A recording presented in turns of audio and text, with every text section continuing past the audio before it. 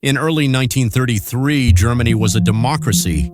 It had a constitution, elections, political parties, courts, and civil liberties. It was imperfect, unstable, and deeply divided, but it was still a democracy. What happened next shocked the world. In just 60 days, that democracy disappeared. Not through a violent coup, not through tanks on the streets, but through laws, fear, and calculated manipulation from inside the system itself.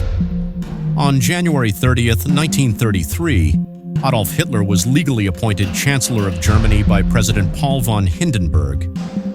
This appointment followed the Constitution. There was no revolution, no overthrow. Conservative elites believed they could control Hitler and use his popularity to stabilize the country. They were wrong. From the moment he entered office, Hitler focused on one goal: removing all limits on his power. At the time, Germany was facing economic collapse, mass unemployment, and political chaos. Fear was everywhere. Hitler exploited that fear, presenting himself as the only man who could restore order and national pride, but he still lacked absolute power. Parliament existed. Opposition parties remained strong. Civil liberties were protected, at least on paper. That changed on February 27, 1933. That night, the Reichstag, Germany's parliament building, went up in flames. The Nazis immediately blamed communists, claiming the fire was the start of a nationwide uprising. Whether the fire was planned or exploited matters less than what followed. The event created mass panic, and Hitler moved.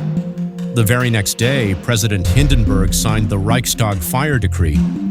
This single document suspended key democratic rights: freedom of speech, freedom of the press, freedom of assembly, and protection from arbitrary police could now raid homes, censor newspapers, and jail political opponents without trial. Overnight, the legal foundations of democracy were crippled. Thousands of communists, social democrats, journalists, and activists were arrested. Opposition voices were silenced. The public was told these measures were temporary and necessary for security. In reality, they were permanent. Just days later, on March 5, 1933, Germany held national elections. On paper, it looked democratic. In reality, it was an election held under intimidation and terror. Nazi stormtroopers patrolled streets, opposition rallies were banned, and newspapers were censored. The Nazis increased their vote share but still failed to win an outright majority. Even so, Hitler now controlled the atmosphere of fear, and that was enough. On March 23, 1933, members of parliament gathered in Berlin to vote on a law called the Enabling Act.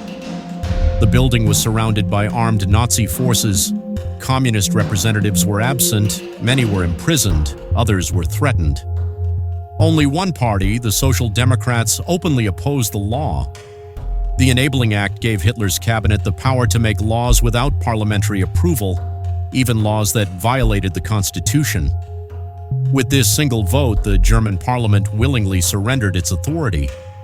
Democracy did not collapse in chaos. It voted itself out of existence. Within weeks, the consequences were clear. Trade unions were dissolved. Opposition parties were banned. Germany became a one-party state. Courts were brought under Nazi control. Civil liberties never returned. By the end of March 1933, the Weimar Republic was effectively dead. From January 30 to March 23, roughly 60 days, Germany went from a democratic republic to a dictatorship.